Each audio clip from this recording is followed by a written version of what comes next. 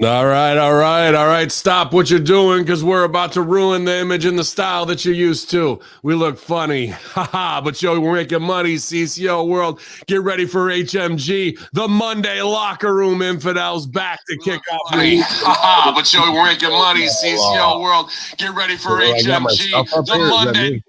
That was me. That was me. My bad. My bad. I'm trying to get the blast out. It's a little more difficult from this side when you're running the social media while you're on. So I forgot to hit the mute on it. It's all good, man. You got the link going live there.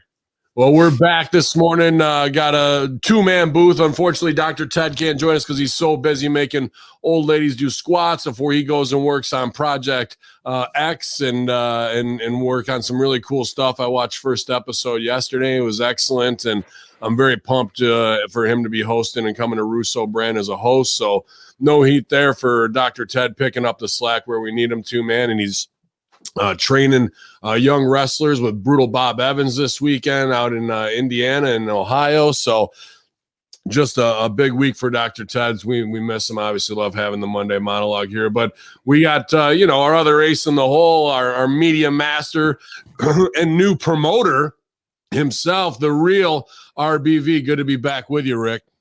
Hey, I say, yes, I'm back. It's me, the art of the B to the V. A little hiatus as I've taken care of some other projects, but yeah, I'm looking forward to having Beast here. I know I missed last week. I'll be honest, not really an excuse. I needed to recharge the batteries, especially after the we pulled off the show on Saturday. It's just been over a week, still a week out from it, and I'm still trying to process everything. But last Sunday we did celebrate what we considered a mild accomplishment. But you talk about Beast, man. That's a very big accomplishment, man. It's your first show. You promoted. You worked with Beast, and he did the booking, and you made money, and you paid the boys, and you popped the town. That believe me, that's 90%, 99% better than most indies out of their first shot there. So I was very proud of you, man. And I totally understand what you mean by having to recharge after all that. Now imagine doing that 3-4 times in 1 week. Absolutely. And going in, I was so thankful. I reached out to so many, local promoters that have had tremendous success, decades of running shows in the area, from Roger Ruffin with the Northern Wrestling Federation, Cody Hawk with Future Great Wrestling, Big Tom with War, Denham Blevins with Battle on the Border. And everybody was working up there a lot. Yeah. Everybody was helpful with suggestions. These are going to be the little tricks of the trade. You got to make sure you cover these, but still going in. You dive into the deep end. You got to be prepared for it. And you got to have a team. You got to be prepared. You got to have everybody across the board, responsible for, as you usually say here on HMG, responsible for their own little piece of land and to cultivate that and really to sit back and to see somebody bringing in Beast. I tell my partner, Big Neil, there's no way in hell we ever could have done it. That was the smartest move that we actually made, was to go out and find somebody like Beast. He lives up to his name there. He is the man, and he is a beast when it comes to the work. Yeah. And he turns, I podcasted with him. I got to know him personally. There's something different about when he walked into that arena. You could tell that he breathes professional wrestling. Well, it's 10,000 hour rule with anything. And even though OVW is the Harvard of pro wrestling, there's a bubble around it, and people don't understand or know or get to see what it's like to come out of there and run a show with those guys. And you're absolutely right. Having the strong team is essential, because there's no way one man or woman can show up to a show as a promoter and handle every single thing. You have to have a right-hand person, and then even from there to dictate down to the smaller things to make sure they're all done. But Beast has done this for 15 years nonstop, from ring crew all the way up to giving finishes, making sure the TV cuts are right, getting the show shipped off to the TV channel, and wrestling and being a champ on that show. So there's nobody else you would want as a big brother to be an ace in the hole there, who can get it all done while you've got to do what you have to do at the show to make sure things are running smoothly, man. So you couldn't have made a better choice of a veteran to have your back, who knows how it's done from top to bottom, where nothing's going to get left off the list, man. So that was great stuff, dude. When it comes to booking, the guy is the king of the battle royal. Some of the best battle royals I've seen, I've come to learn that he was responsible for, that he helped out, and then he put one together for us that it was pretty magnificent, especially for some younger talent, maybe that he, to the caliber that was. I don't, want to knock them anyway, but like you said, you talk about the Harvard of training, of independent wrestling at OVW. He's not a student there anymore. He's a teacher at Harvard. Right. Like that's the thing. Right. He's out of the department. He's used to seeing a certain caliber of wrestler. He's looking the ones he's looking with. Okay, when it's not if they're going to make it, when are they going to make it? When are they going to break through? Yeah. So he to come in for a young, hungry group like he did and put together and brought everyone, gelled everybody from the front of the house to the back together for an incredible show. Mm-hmm. That's what did it for us, and and it allowed us to worry and put our efforts and concentration where they were best used. For me, I learned that quick. Everybody, I can book, I want to do that and write matches. I learned real fast in this process. That is nowhere where I belong. That is not my business. It's fun to learn that. When he says that to you, you just ask him, "What do heels need?" And then if they don't go heat right away, there you're like, heels need a crowd to. No, heels need heat. Thanks for playing. And you learn those different kinds of heat too. A couple times you hear a silence. That's not necessarily bad. I've learned that. It's those facial expressions. What are their bodies saying to you? You can even write heat and then write a list below it of what are different types of heat. Damsel in distress. Fucked your buddy over and for money or a title shot, brothers fallout, Iraqi versus USA. Think of every conflict situation and try and generalize them. You'll have a list 30 deep. All you got to do is pick one of those and put it on each different thing. And now you've got your heats set for the long-term storyline. Then heat in the match is somebody working on the arms, somebody working on the knee, somebody coming back from injury. There's all different levels of heat, man. And there's different levels of HMG, great followers here already. Our own Mandir, I just put up his work, man, at Mandir666 at Frostbite BC. Give him a follow on Twitter. But the new Master Shoot, yeah, pal, with Alien Disclosure is up on Ben Hamin YouTube channel. My favorite one so far, man. The last 10 seconds past me is so big, but it's all great. Classified Chappies here, our own propaganda team, our propaganda masters, out Plaja and Kaz are in the house as well. Paul Arzola, Fob Rob's asking, where's the Horseman? Hey, what happened? We're not going to get sued and taken down, so we pulled the plug ourselves. And like Batman, you just can't have Batman hanging out at the 7-Eleven when you need him. When the bat signal goes up, when they really need us, don't worry, the Horseman will be there as we get closer to Alien Disclosure. But I got tons of Horseman messages this week where people, what's going on? What's going on? What's going on? I can't tell you what's going on. Because that's a very tight-knit group, and I would never betray their trust. Frank's Pickle Barrel asks, our own Moe's down in Kentucky as well. Tuttle's up north in Canada. Ron Booth's in the house as well. Classified Chappie, the Hope Spot is here as well. I see Canadian Spaceman's in the house touching down with his boy Elon Musk. As we're 21 strong here at Hamin Media Group and Patreon right now, and I got to learn some more about Russo brand this week as we start to go over there. That's going to be a huge migration and new headaches, but got a lot of production done this weekend that I needed to on Larry Hankin brand and the Beautiful People, and everybody was just kicking ass. I know Maddie was working hard on Stevie Ray stuff. I even saw Idol going live on Facebook from the A Show, and that was really good, talking about Shad Gaspard on his Aaron Stevens Facebook page. It seems like everybody's pretty inspired and looking to create, man, and there's nothing more I like than that. It's way better to be able to edit a performance than it is to have to pull one out of somebody. You know what I mean? As always, across the board, Colin, absolutely crushing it. Yeah. Absolutely crushing it. Some great content coming out of the A Show. The way that they've gelled has been incredible. Working hard to get a fantastic product out there. My partnership with their brand management 2-man power trip continue. Absolutely. Every day, the incredible content outside of just the exclusive interviews. Just the insight you're getting, just incredible. Dr. Tom, Dirty Dutch, Kevin Sullivan on the regular. Do you see him? Do you see Paz and Bix going? Like Bixen tried to say some shit about Paz with the conspiracy of, I don't even know what the fuck it was, of some shit backstage or what it was. And then and you know, Paz gets along with everybody. He doesn't really have heat with nobody, and that's a great space for him to be in. And he's like, come on the show and talk about it, and gets fade. But everyone's like, I'd love to see this. I'd love to see this. And I just think to myself, but then I double think to myself, because if I make this comment, you could apply it to you guys too. And I'm not trying to say you're tape trader masturbators like him with social anxiety disorder. But I'm tired of guys like Bixen even being a fucking looked at as anything in this business, that because they sat there and watched. They've never put on a show, which you now have. They've never been in the ring to ref or even be at ringside as a manager, let alone get in there and do what it takes. They've never trained or had the dedication. They never put in 5 hours each way in a car ride, 12 hours each way in a car ride. Like, but they're looked at as like some higher authority because they were first to the sheets, 15 years ago?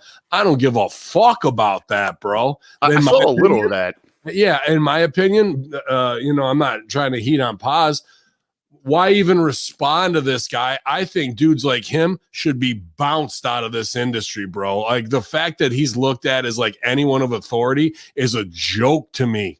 An absolute, it's an affront to wrestling, as a matter of fact. So anybody in his category that fits that, never has, never would, never did, but is looked at as a pro, get the flying fuck out of here, bro. Like, I take nothing. The only thing that he might have is some fucking inside info for some upper levels that he gets leaked to. Maybe over the years, that's of the course of what he's done to build faith with somebody who leaks some info. But aside from that, if he was gone tomorrow from this business, I wouldn't fucking drop a tear or bat an eyelash, bro. I think a lot of people like that need to have their bags grabbed and chuck the fuck out of the locker room. I was a little surprised to see Paz respond in the, you know, just to the depth that he did. I glanced over it. To me, immediately, it was like you said, Ben, was no sell this. And I think what you've got when it comes to, you know, individuals, you know, on my level that are you know, a talking head, an opinionator, a journalist, whatever the case might be, you know, there's different levels in there as well. And you've got someone. I'll stooge it off. You sent me a nice message this weekend, but you didn't know this whole time. You thought you were over. You ain't over until you ran your first fucking show.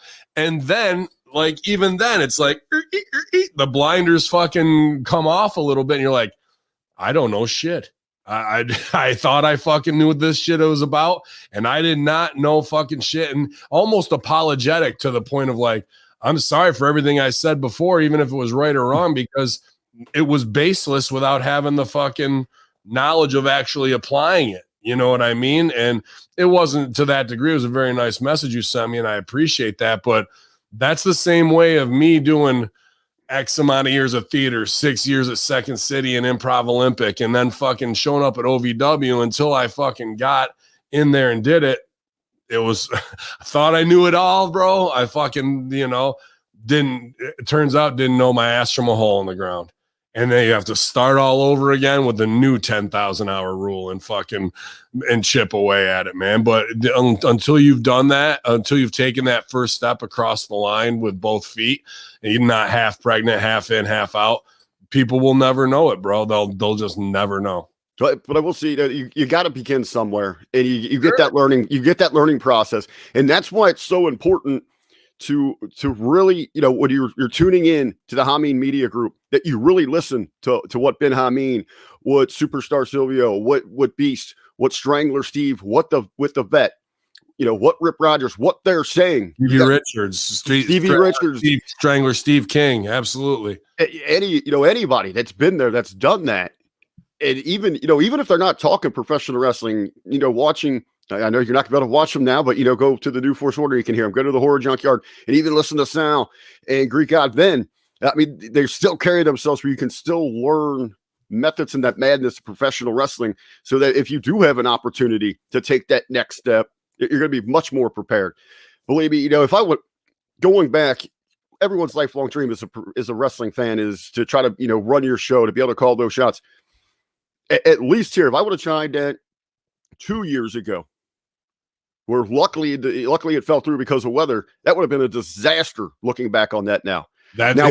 Just how I've been able to grow in these 2 years, let alone these 5 years that I've been, under this learning tree. So, and a lot of promoters who are in the game, who don't know where they are regionally, become marks for themselves, which you eventually will be too. Is if the weather would have been bad, we'd have been fucked. Okay, perfect. And a lot of them don't realize this and run shows in late December through February, March, and they get fucked because there's going to be a snowstorm in January or February. Flight's going to get canceled. Carlito's not going to be able to fly in, or and that was your big thing. And now you've burned your audience. If you're anywhere Ohio or above, I'm talking Chicago, New York, all that shit. You don't run show. Your last show should be about December 12th or 15th. And then you don't run until mid-March, until you've skirted it again, because you got to put up X amount of dollars. And then if you get fucked over, or if there's a massive snowstorm, you're screwed. Even your crowd's not going to come out locally because of it. And then now you have a negative perception, and other bookers look at you, go, they learned one way, the hard fucking way. And so that's one thing, man, where you really, if you're where you are, where I am, you're only running 3/4 of the year. And that's not a bad thing, to be able to drop back, save a little money, and get ready for the next season. Give yourself a little 2 to 3 month break in there. That was one of the most terrifying. I found where my skill set was going to be utilized the best was in the promotion and the front of the house, that live experience. And one of those terrifying things is when those gates open. Are they going to show up? This is the first time out. I don't want footage and pictures out there of this empty arena. That was perfect. We ran a small arena, and it was an old rustic, old armory. Yeah. And it felt like pro wrestling. It had a tremendous vibe to it. And with the COVID restrictions, we were limited, but we were fortunate that we sold out our COVID restrictions. So your next objective is to find a partner locally, if not two, where foot traffic it's usually a privately owned business, and because corporate owned businesses won't let you do this. So here we have Odd Creations, Junket, Stoner, Dildo Shop, whatever. And we would run pre-sale out of there for 2CW the whole month beforehand. Plus we had a radio station in 95X with Dixon's the program manager, who was like also head of security at 2CW. So he would pump on the fucking radio. You can get pre-sale at OCJ. You can get them at whatever rental, what was the other place we had? Shit, it's like a heavy equipment rental type place, you know what I mean, where guys be going to, maybe not the two greatest spots, but you do what you can. And Dippin' Donuts, I think maybe you can get Immortal tickets there when that was going on. So the next thing is, so you don't have to worry about the gate of like, is the line there?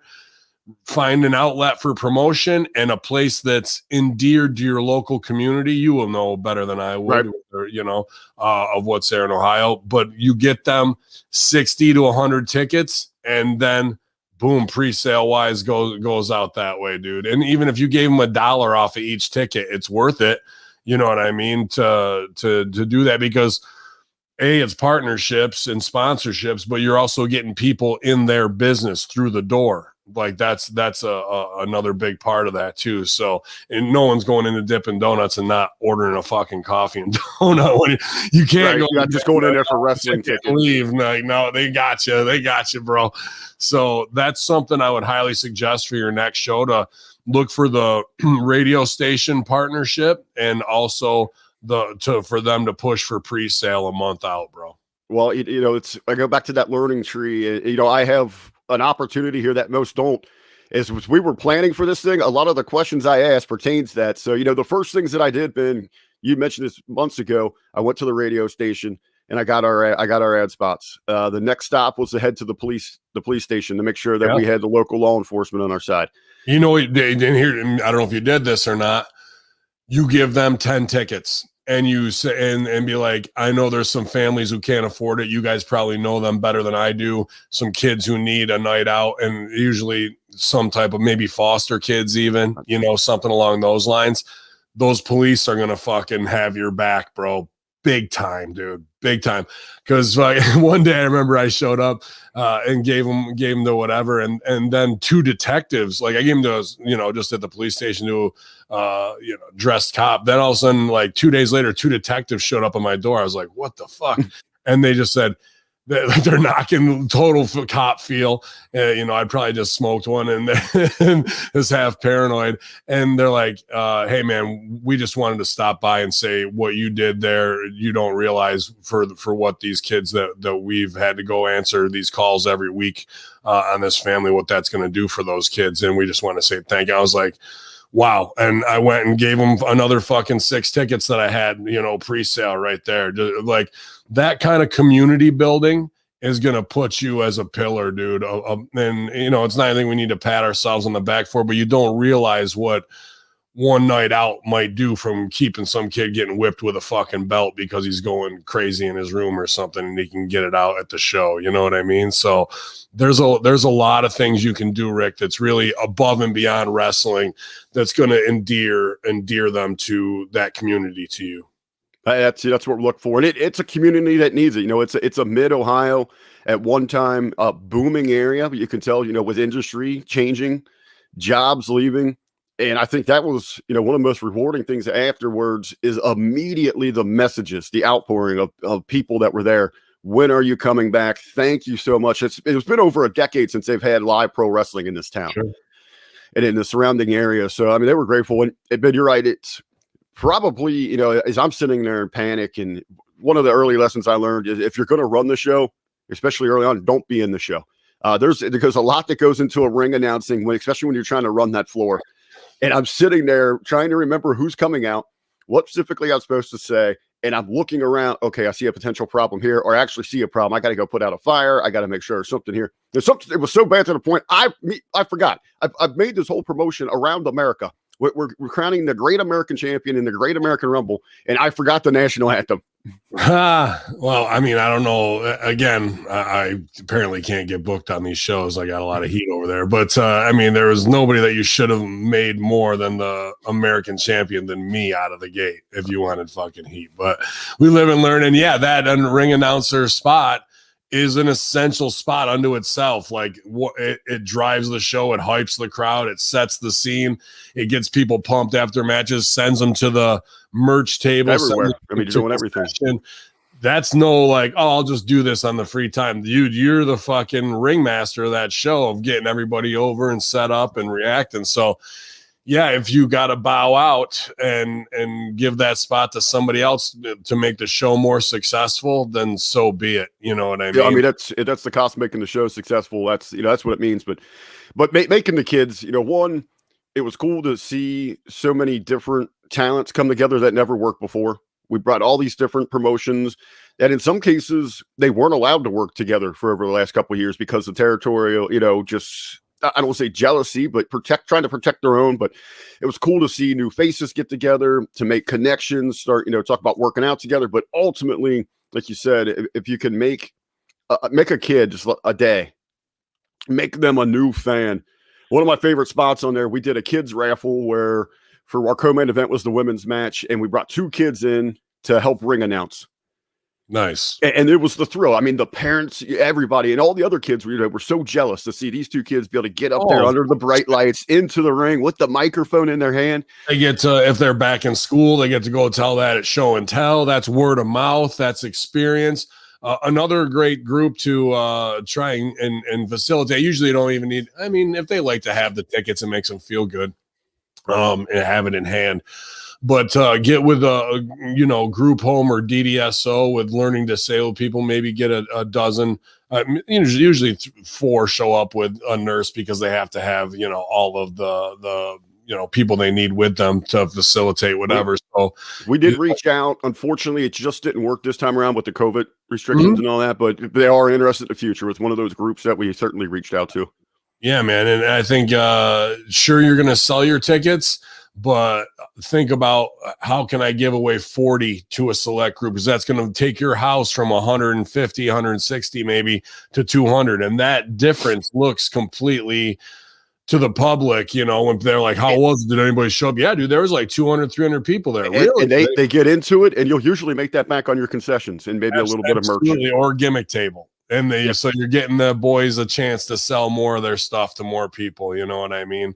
And then with social media, more people take pictures, tag it, and you put it out there and all that kind of shit after. Definitely the day after a show is just as big for the promotion of that show, for those who missed it, to make it look like, wow, you can't miss the next one. Don't hear about it later. You got to fucking be there. This is where the cool kids are hanging out. It's all that feeling, man. And you're going to learn it. There's no way you can do it in one show, but I was very pleased because I've been on shows and you can fall flat on your fucking face, but with Man Beast there, I knew that wasn't going to happen at all. And it sounds like a really great success. And I was just really, really proud of you guys. William Alessia went to GSW this weekend with returning Davey Richards, and that's a promotion that's taken off too. And it was really cool. They gave him a Hamin media pass. They gave him a free seat in the second row, and it was all blocked out. He hit me up. He was like, "Is it all right if I use the name?" I was like, "Of course, man. You've done tons of work in the community building at HMG and the Hamin Media Discussion Group. Honored that you would be there to report on it and use the name." So a lot of people just really trying to advance indie shows at every level of getting the word out there. You know, I'll be back in Titan Championship Wrestling on June 19th as well. So it was a good big house. Frank told me one of their biggest, and when I was unannounced. So I'm hoping that HMG members in Jersey, New York area can come out to that show, and we'll have even a bigger and better crowd. And that just looks great, using the power of HMG to get over. And another thing, I don't want to Horwitz myself too much, but I got hit up yesterday from Tony Scarpone after, I think it was on the two-man power trip Pro Wrestling 101 for streaming shows. Yeah, the one that just dropped in. Yeah, I think I was talking about Blitz Pro Wrestling, and Scarpone was at a show this weekend, and they've been closed down since 2018, I think was the last show, and then he closed that in Chicago, which I think was probably 2CW is great, OVW is great, one of the best high-quality shows with a great team, unbelievable set, a great ring, great. You said he was running pretty big budgets, right? Yeah, dude, real. And that's really kind of what killed him on the last show, like real big, you know. But on his big shows, he'd be drawing 800 to 1,000 and having big signings like Hall, Nash, Bischoff, Dudley's, like you know, Sandman on there, Taya Valkyrie and Gail Kim.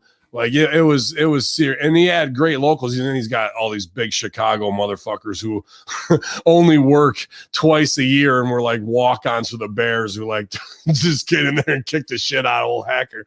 But I mean, there's plenty of people there from Rough Crossing, Melanie Cruz, you know, legendary veteran talent, Vic, and all those guys out there, Grime, doing great things, but.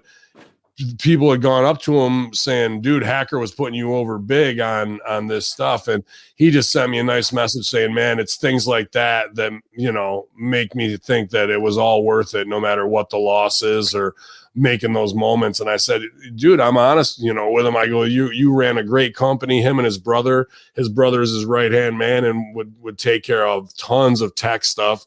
So Scarpone could talent handle all these top talents and make sure they're all getting picked up, and trying to get the building sold out so we can have these experiences. And I go, smells like a Blitz comeback. And he gave me, I'll never say never, but I just wanted to put Blitz over again as one of the great organizations in Chicago. I know AAW Pro does really well, kind of picking up that spot of being one of the top promotions there. And there's Black Label and some other ones I've worked, Anarchy out there and whatnot, who kind of come and go. But it costs money to run shows, so I totally get it. But yeah, it was good to hear from Scarpone off of talking about these types of shows and experiences. They're not just like, oh, it's just an indie show. Who gives a fuck till WWE comes in? No, it's almost a bigger and better experience than than that, man. So it was good to hear from him. And you know, like I said, there's things some promoters can work on and do better that are gonna cut down the time of their show and make it a better experience for the audience. That's where we killed it. Yeah. We were in at 7 o'clock with a goal of out by 9:30. Well, I think we got out by like 9:33. Perfect. I mean, that's a huge thing that you want to kind of stick to as much as possible, because cuts down on envelopes that you got to pay out, and the experiences leave them wanting more and not leaving them burn out like, oh, we were there forever. So there's things you're going to learn, man. Robert Christian says, if you didn't know, Ben Hamin was a guest on the Bowling Alley show last week. Great segment. Check it out. It's probably up on Bowling's YouTube. Always a good time hanging with King B, man. And Ben Hamin was in there for an hour speaking truths that he didn't want to hear, but it's royalty over there, man. We can bust balls. So always a good time with King B this week. And I was on with John Paz on a 2-man power trip talking bump card. I don't know if that one's been released yet, but a lot of fun doing crossover shows, man.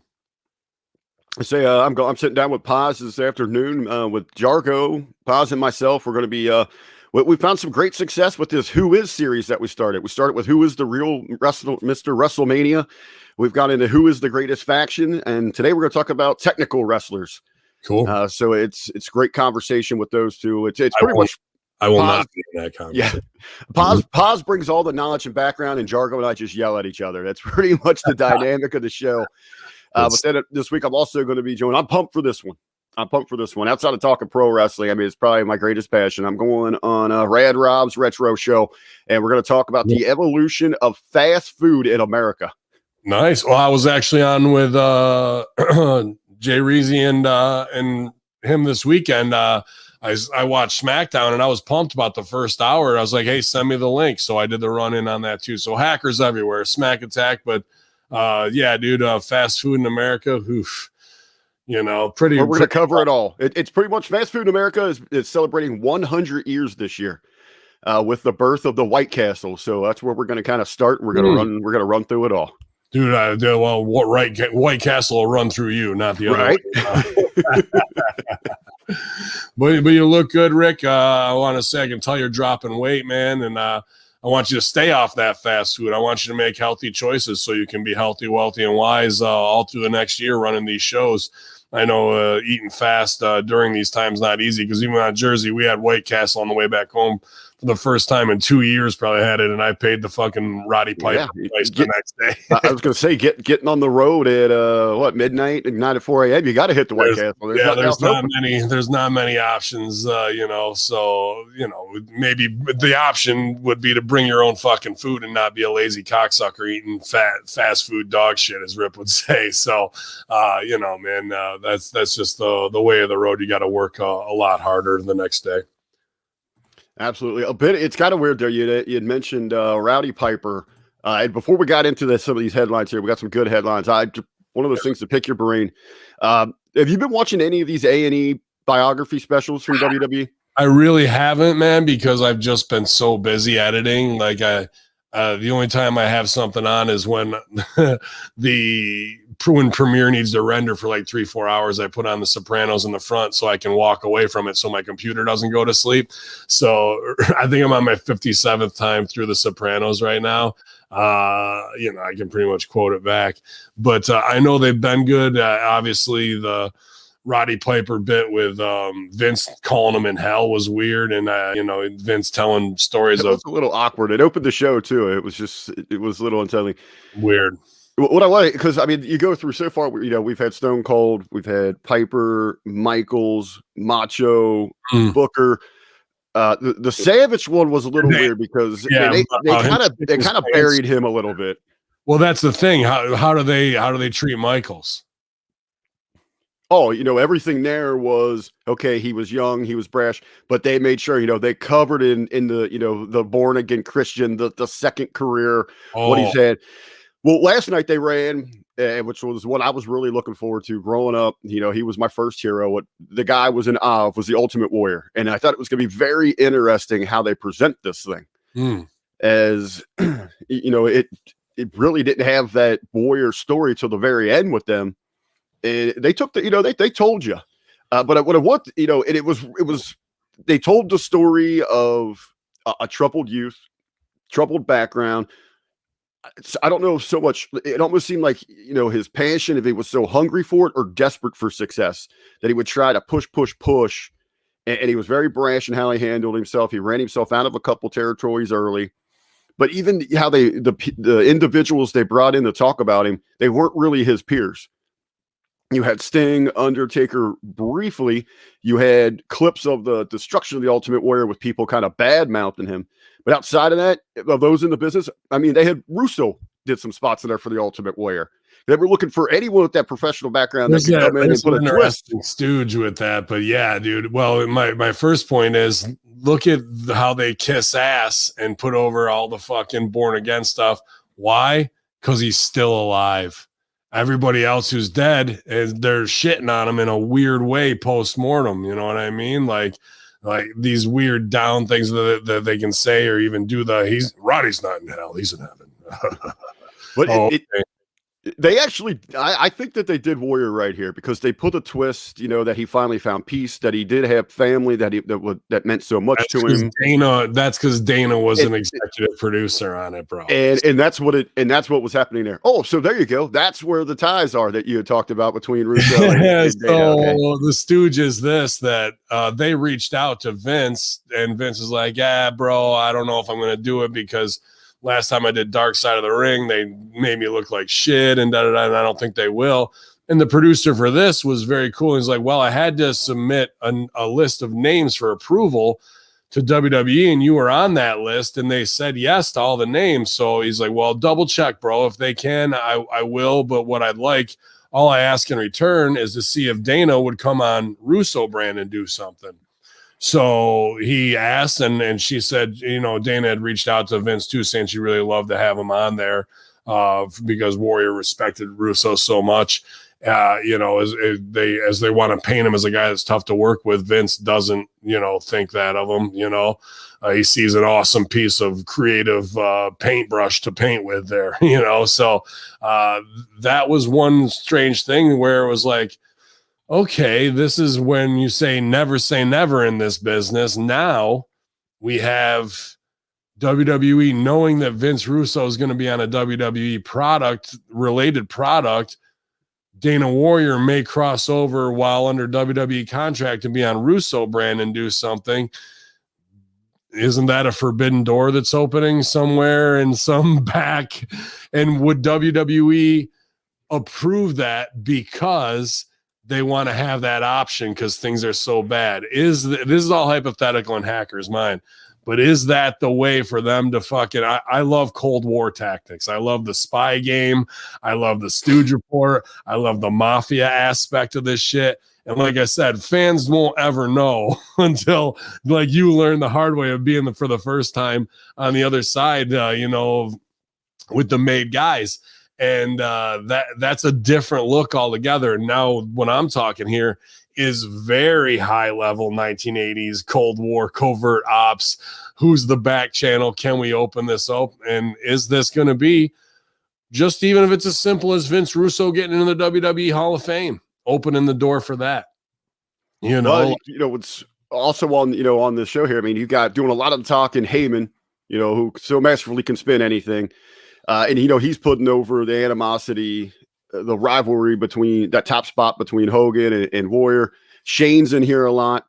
But as you had mentioned, as Dana Warrior is a producer on this thing, next week we have got a Dark Side of the Ring. They're doing their Warrior episode, Becoming Warrior. When asked if she had anything to do with that production, Dana pretty much said she doesn't have anything to do. Smut and filth does not rise to my note. Yeah, I'm not a big fan of those guys and how they operate. I'm not going to go into my personal reasons why for it. I don't really know them, but what I've seen from them and how they do. But there's a lot of guys like Rob Rage, who I work with in Canada. Great fucking dude, super jacked, great heel. And I beat him, but he's the one who plays a lot of dudes when they do the spotlight silhouette and they're walking with the jack back. I know he played Animal in the Legion of Doom one. He's been in he played Hogan as well, because he's fucking just jacked to the gills and he's perfect to, like, you know, throw whatever you want on him, makeup or costume wise. It's going to be believable that it's the dude.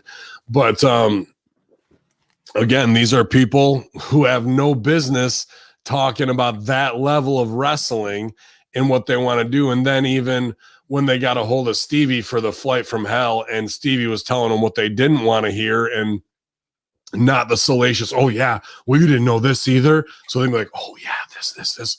They fucking get vindictive. And that exposes of what they're really trying to do, which is hurt the business through salacious and fucking, I'm not saying the plane ride from hell was a fucking, you know, day at Six Flags by any means, but what they're not trying to tell the real story. The real story is interesting enough. Like, you don't need to put all this fucking bullshit on there. And then also how they're trying to set up Russo versus Cornette instead of bridging that bond when those two guys pretty much say the same thing week in and week out. And I even talked to Bolin about this, about the shortcomings of Cornette, of like, it kills me that, you know, this guy's brilliant, pretty much Rip, exact mind of Rip as well. And that he'd cut off a friend from junior high school after all these years. Like that as a man fucks me up. Be like, dude, Cornette's known enough people that are gone. Why would you waste that opportunity every day that goes by? And if Bolin passed away or vice versa, they have to live with that the rest of their life, never getting to make up any reciprocity and coming back together for being friends for 50 years. That's a very sad and frustrating thing to me, man, of people don't respect life enough and how short our trip is here that they would want to live the rest of their life friendless from their best friend, where they pulled enough Golden Corral and meat scams together that fucking that's enough for them to be boys out of the gate for a long time, man. So there's a lot of like shallow and negative things that don't need to, and I'm guilty of it too. I get hot over stupid fucking wrestling things or political things, but that's what being in this, you know, carny ass industry is about, man. So when it comes to Dark Side of the Ring, based on their behaviors and what they try and get out of people, and then what their, you know, presentation is, I'm not a big fan of them and of the producers. The shows aren't that bad because it is some Jerry Springer shit. I really liked, you know, the Brian Pillman Jr. one wasn't too like super negative, and Brian Pillman and then Brian Pillman Jr. really kind of shined on that of now I'm really like relating to this kid a lot more. So there has been some good out of it, but they also, and not that Brian Pillman Jr.'s mom didn't make her own choices to make the rest of her life have some cloud hang over it, but they really make her look a certain way to the audience to judge and pass judgment on. And I think that's really what it is. There's a lot more in people than a 3-minute fucking sound clip. Like, oh, that ex-stripper drug, like, you know, okay, dude, like, you don't really know what the fuck is what. And neither do those producers. They just want the quick, salacious soundbite, and that's not good. Well, I do know in the area there was quite a bit of heat on her as they had the Pillman memorial shows and raised quite a bit of money to help the family and the kids. And there was a lot of question of where that actually went when it got handed over to her. Welcome to pro wrestling, bro. Right. So let me, you know, if you've got such a dark narrative that, you know, that they're trying to twist, and you know, me myself, I've enjoyed some of them. Some of them I actually, you know, just know talking and listening to other people, I can see like, okay, this is just the absolute carniness, you know, the corniest shit you're going to get out of this. So you kind of laugh a little bit out of them. But like, why is this so embraced then by the wrestling community? It's Vice, an alternative news thing that's kind of outside and like cool and hip alt media. But they knew that, and then they started going down that road instead of staying true to the integrity of what's going on. They'd rather have salacious things like that. And wrestling feels important when it's outside of our own little stupid fucking fake bubble. So that's why they get taken with, I guess, maybe more than a grain of salt. Like, you know what I mean? It's like taken a little more seriously, even though it's probably the least serious and accurate work to some degree, because you put Jericho narrating and things along those lines, and he might say a bunch of shit, but he doesn't know what they're going to cut and what they're going to keep and put together, you know, at the end of the day. So again, they're just producers looking for ratings, and they don't care how bad they hurt the business. And there is plenty of dark stuff to take a look at. But I would rather go to Wrestling with Tragedy with Angel and listen to a guy from ECW who actually knows these dudes, who worked New Jack plenty of times, who's done this, that, or the other, So, yeah, if we come face to face and, I'll be as cordial as possible. But if I see some shit, I'm going to be like, dude, you guys are fucking clowns. Like, they shouldn't be allowed in the locker room. And a lot of guys are taking paychecks. Stevie didn't. Stevie held his integrity 100%.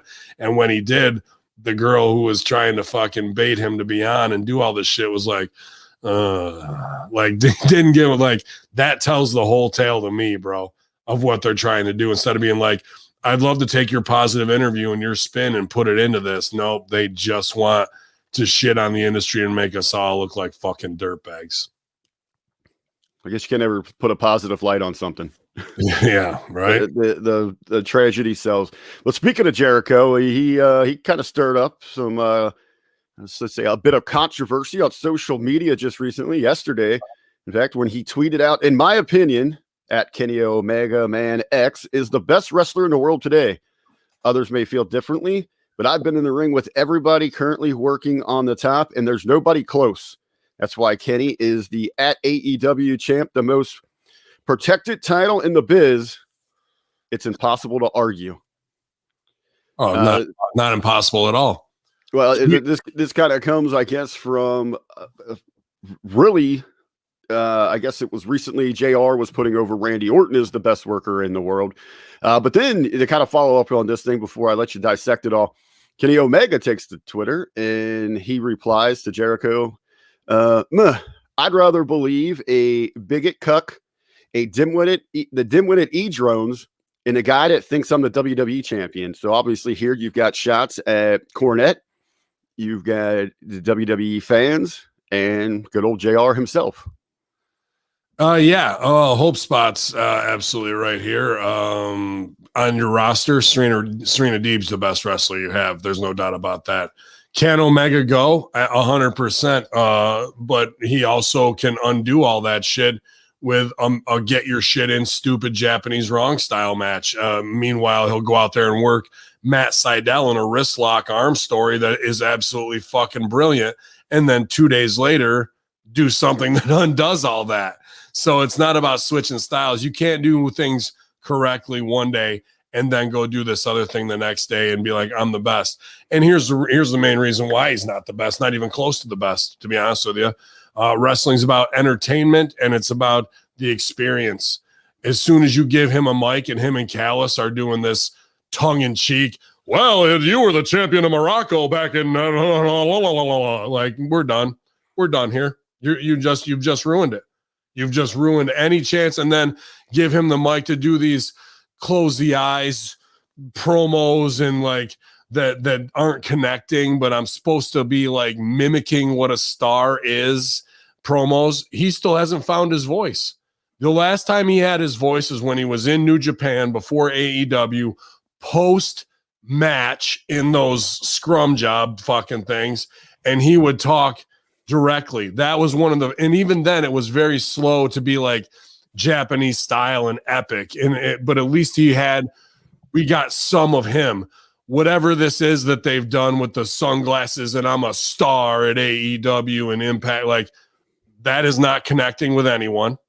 It makes them look very indie and very amateur, that he doesn't know how to be the star and have the voice and be that of the company. Moxley is killing him on the mic.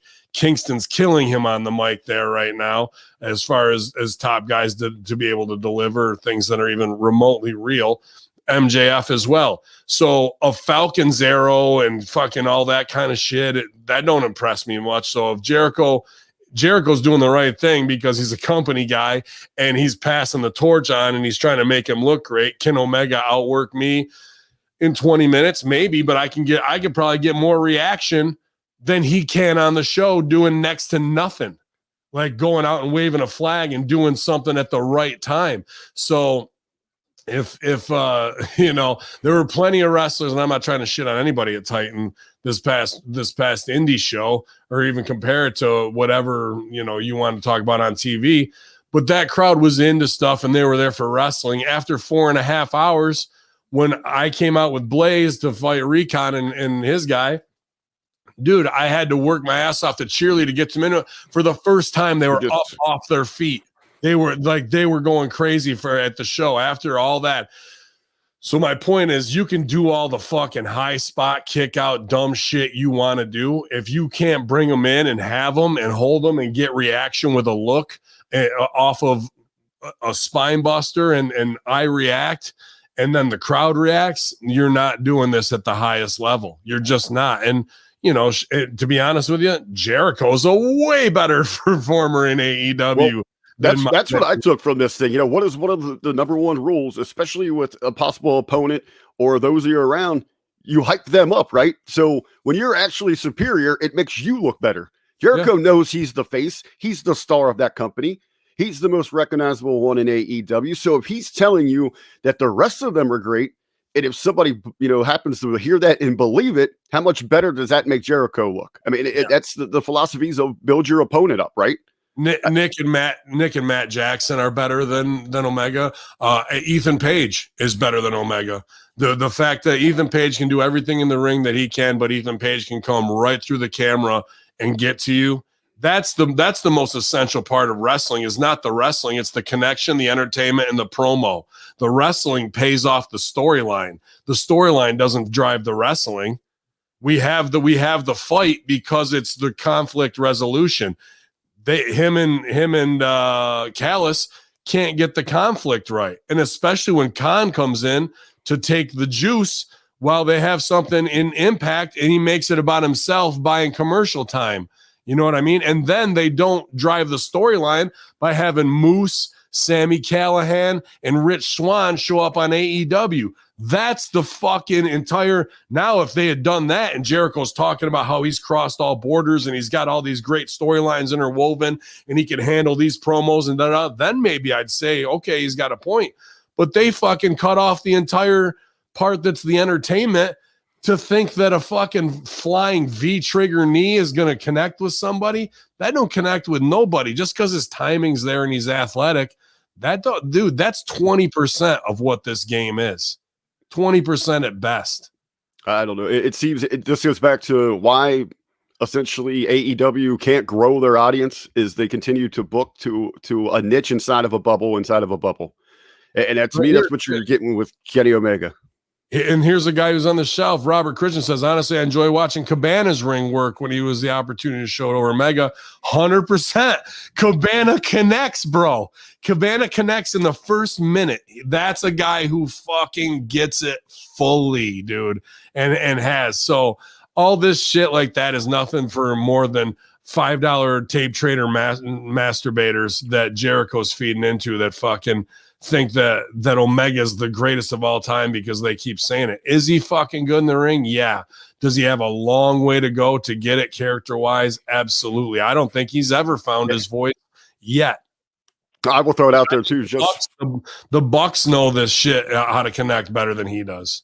For everybody in the chat, hey, if they're going to go show maybe a potential new fan, casual fans, whoever it is, they're going to show 3 photos of pro wrestling champions: Bobby Lashley, Roman Reigns, and Kenny Omega.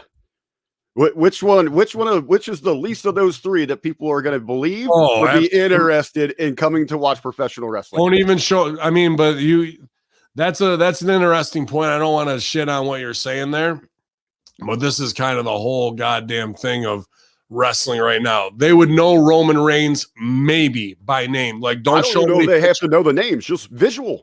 These guys look like world champions. They look like world-class athletes. Yeah.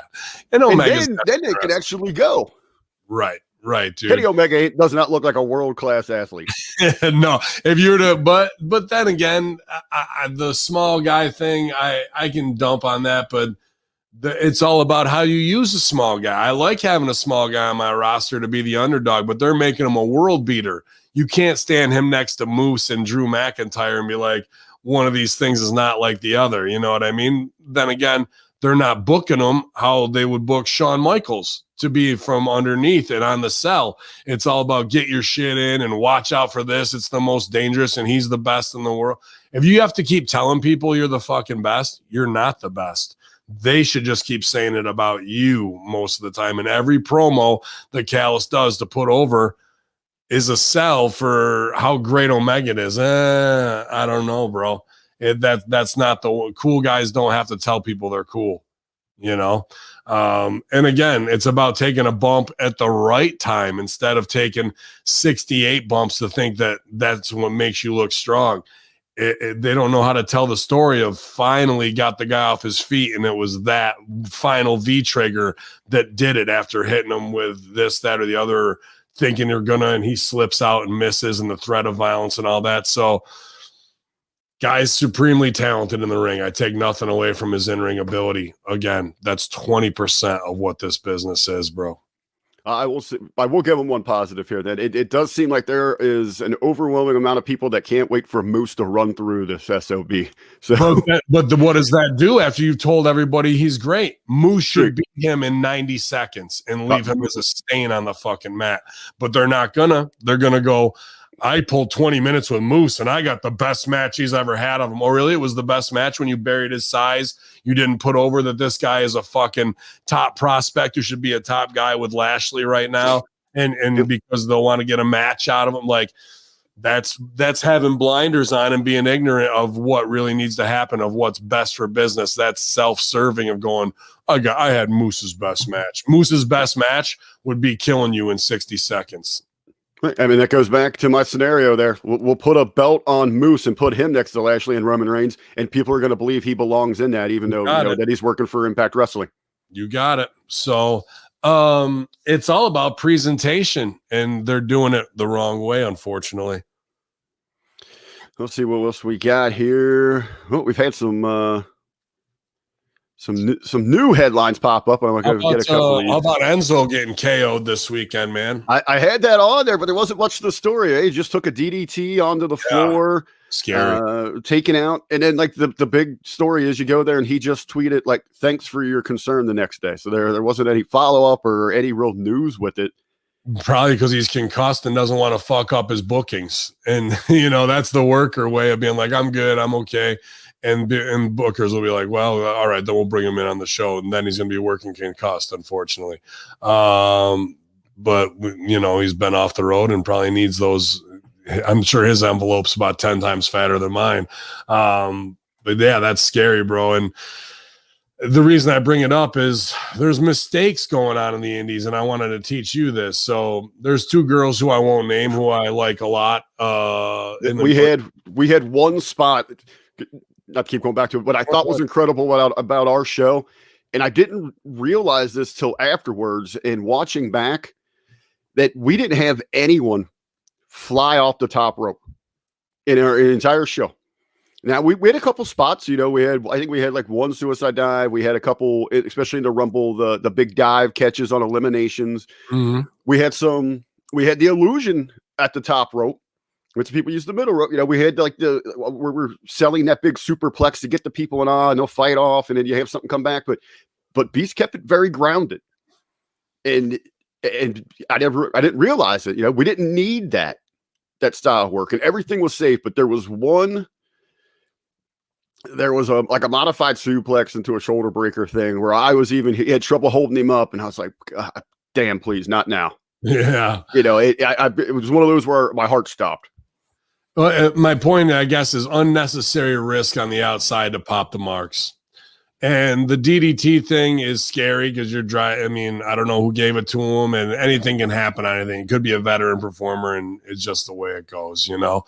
But it's agreeing to do these things to pop the crowd in front of 200-300, which is absolutely asinine. You know, there's a lot of things we can do to tease violence, and I was gonna not hate on these girls. I like them both. I won't mention their names. But they were on the outside on a gym floor in front of 100 people. I'm talking basketball floor, no mats. And she gives her a fucking standing vertical suplex. and fucking the other girl who weighs maybe 105 pounds comes down, hits like, I mean, there's nothing on her frame to protect her skeleton. And then throughout the week, she's posting a huge hematoma as they circle it as it gets bigger and bigger. And she's pumped to be back on the road. And like, we're showing our wrestling wounds that this shit is real and fucking you can get fucked up. Yeah, you can. Guess what? That's them being marks for themselves, because we shouldn't really be getting hurt. We want to be able to fight next weekend. We don't want to have to be on the shelf with this, that, or the other. These girls could have gone vertical suplex, kick the legs, down they come.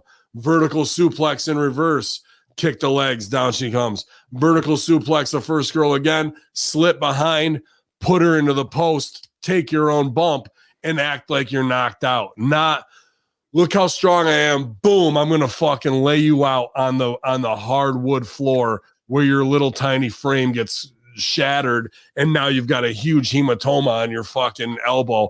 And they're proud about it, which they're indie girls. I'm not trying to hate on these girls. I like them both. And there's potential in them, but no promoter is stopping them from doing that. A man beast, a me, would be like, tell me about what's going to happen. Oh, I'm going to suplex her on the side. No, you're not. No, you're not. Not for 150 people, you're not.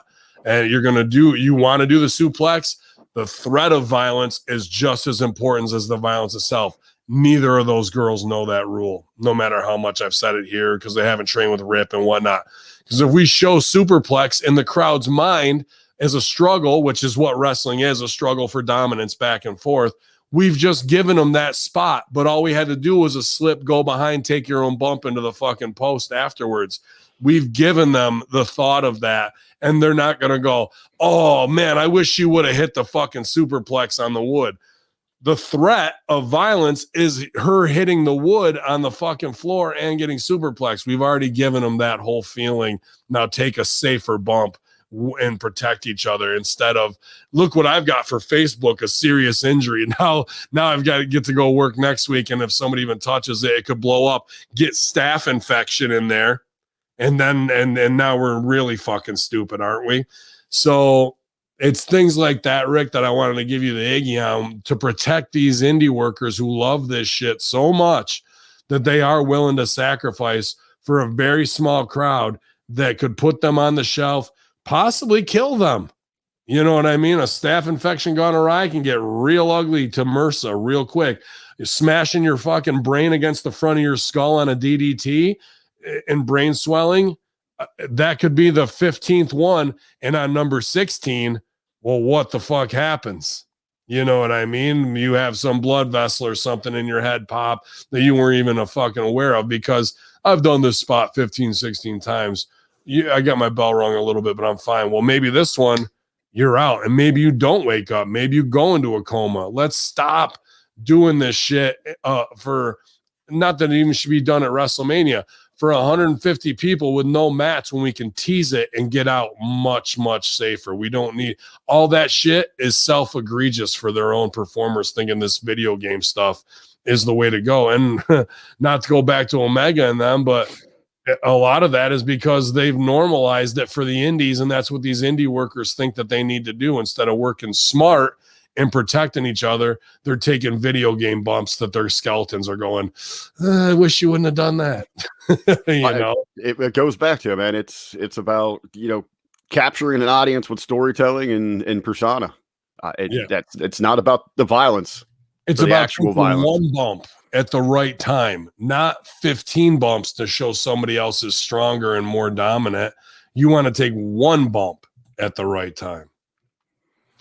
We had a few ex-WWE employees kind of taking shots at the production process. Be Eric Bischoff and Renee Young. What is her actual last name? Paquette? Renee Paquette? Yeah. Oral sessions. Yep, oral sessions there. What? Her mom was putting it over, and then at the end, her mom was like, I smoked a joint. I'm pretty high right now. Oh, that's good, man. Still going back to last week on Dynamite. That oral session line, and then the partner coming in. What? She asked us to be on the pod. That was one of the best lines last week in pro wrestling. One of the best lines in a while.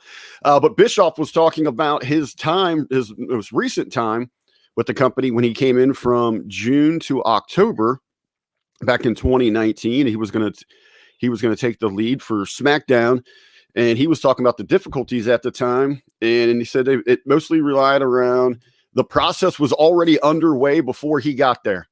They had all these grand visions that were continually changing, and he had to try to jump on board, get on the tracks with the ever-changing roller coaster. He was really worried about the looming roster split with the draft, where each of the networks would want their individual talents. But more so, he said, which made it so difficult about it, was very hard on him, was that they were going to split the creative team, and they were constantly changing who was going where, changing what talents were going where, what direction that each brand was going to be going in. And he just talked about the lack of a true creative process, where everything's so scattered brain inside of WWE. And then Renee herself, when she talked about some of the things, she was on Busted Open Radio this past week talking about this, and she was talking about some of the things that might have been a turnoff there. She said she absolutely loved the wrestling aspect of her job. What's that even mean? That I don't understand for her, but being overproduced is what was really straining on her. And to me, that would be her entire job, right? I mean, she wasn't in there mixing it up. She wasn't working through matches, things like that. And she was handling these talking segments, the interviews and all that. So it kind of goes back again to the micromanaging. Yeah, I mean, here we have just the pretty face for a 75-year-old man to wear as a mask, really is what it is, right? And this is also having a factory system of people who are signed and come through it who aren't out there learning what it's like to be their character, to know how to deal with different situations, to have that comfortable ability. And once they get there, that they're not established in the eyes of WWE to be like, oh, they get it. They can go with how they want. We'll give them a little bit, but they once you have these in-house, Stepford wife wrestlers, male or female, they're just nothing more than being controlled via video game, really, at this point. They're not getting their own flavor in there. And during, COVID times has been tough during the Thunderdome. I get it, but fucking, that's what we need. No one's overproducing Mean Gene Okerlund. Nobody, he knows what his job is and how to get the business across of what's going and lay out so a Macho Man can cut his promo. No one's going to be able to script Macho Man. That's his voice fully. We have nobody that gets a chance to do that. I would say one of the closest people that gets to be, even though he's kind of a parody of himself, is Big E. Nobody is scripting Big E when he's getting Shock G all around the world and I get around lines in. You know what I mean? Like, that's where he gets a little bit of carte blanche. Sami Zayn maybe too, to some degree. But then once he does something that makes him laugh, they trash the conspiracy stuff and do Dancing Sammy, which is dumb as fuck, but where there's money, there's money. But it's few and far between. They don't have Vince in their ear, and nobody stands up for their business and goes, even if Pat McAfee's been changed, of like, in the most political and nice way possible, you need to tell them to shut the fuck up. I know what I'm doing and I'll get this over.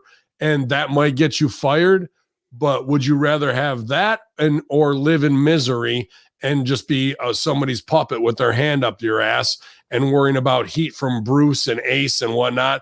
If that came to it, you should be confident enough to go to look at Bruce and Ace in their face and go, what the fuck ever you think, whatever you think doesn't matter to me, bro. I'm the juice. I fucking know what I am and I know my value and I know how to get shit across. You were Brother Love and you were fucking skateboard man, power to the people. Are those longevity gimmicks? Did you get over long term? Aside from a nostalgia act now? No. So stop telling me what I need to do and have fucking kick your flip-flops off and act like and wear some dumb shit and fucking ride around on a scooter. That's not who that guy is. Go back and watch the fucking UFC Ultimate Fighter and see who the fuck that Matt Riddle really is. Instead, we get all these dumb half-assed little fucking things that are Spicoli, from Fast Times at Ridgemont High, and none of it's hitting when this guy could be a top fucking dude if you let him have his voice and showed him Now go forth, young man, and be successful. Keith Lee, another one. Look at him, money written all over him. Guy's fucking Black Incredible Hulk to some degree. But now he just was back on Twitter again. I know last week you kind of jumped on him about, you know, protecting your own business or going into business for himself. He's going to get buried. Someone asked him again, and he pretty much same thing. He said, "I have no idea. Time will tell."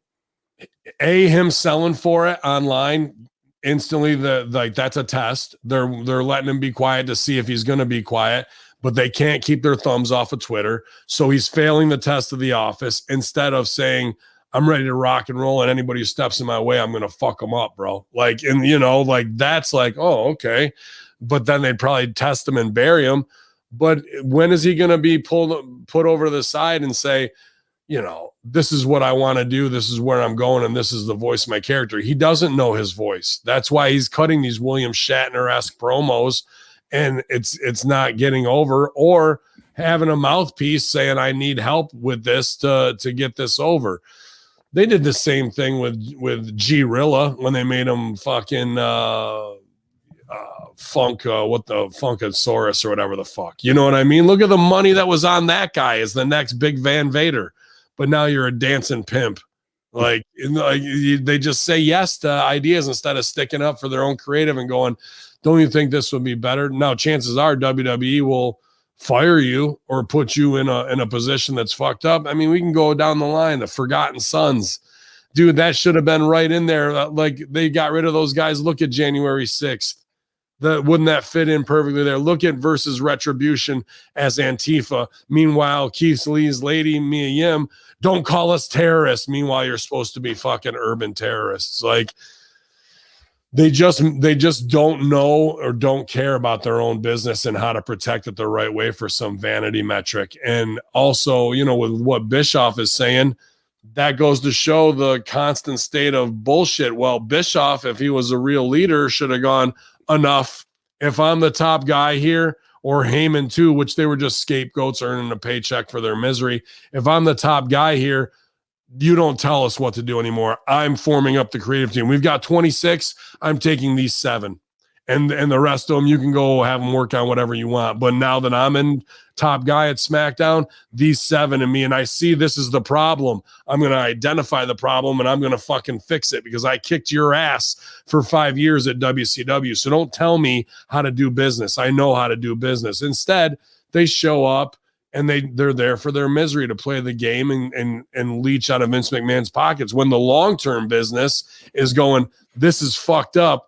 I'm going to fix it, and I'm going to get over." We talked to the Fox execs, and their things were, "Yeah, we know we have problems, but we're positive about the changes that are coming." Yeah, how'd that work out for you? You've now lost 40% of your audience since you bought it, and now you're trying to dump a toxic asset. When I told them to their faces over the fucking Skype or whatever the fuck we were on, that, like, you've been sold a bad piece of property here. And now these are the real things you need to do in order to fix that. Okay. Nobody wants to listen and step up, except for Vince Russo, Stevie Richards, and Ben Hamin, to tell them what they don't want to hear, what they know they need to hear, but they keep down these roads of ignorance inside their own bubble while they hurt all their own property, bro, and bring it down. And they're like, "Well, we've made more money and we've sold da-da-da." You've sold a toxic asset. That is short-term business. If that's what they want to do, fine.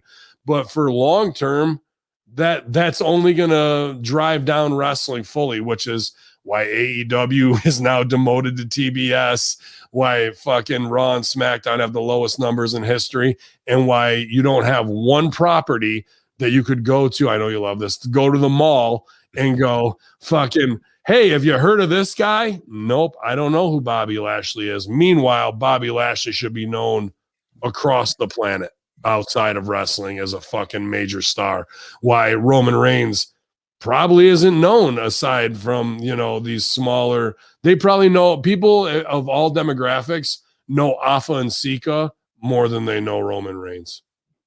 Yeah, I mean, you probably have more people confused thinking that Roman Reigns is Aquaman than actually Roman Reigns. If you say held that up, people would say that's Jason Momoa. The 9 out of 10 people who aren't wrestling, just randomly polled people. That's a problem. And that's something that they don't want to look at or fix, bro. So let's say that you guys have a more successful meeting. You can convince one of those networks. Overall, you and Stevie were put into the positions of Hamin and Bischoff there, and they say, you know what, we want one of you to take each brand. How would you guys approach it? Would you guys have fun? Hey, let's make it a competition. I'll take my creative. If they said, hey, we want a difference between these two, we want you to really compete. Would you guys embrace that, or how would you go at it?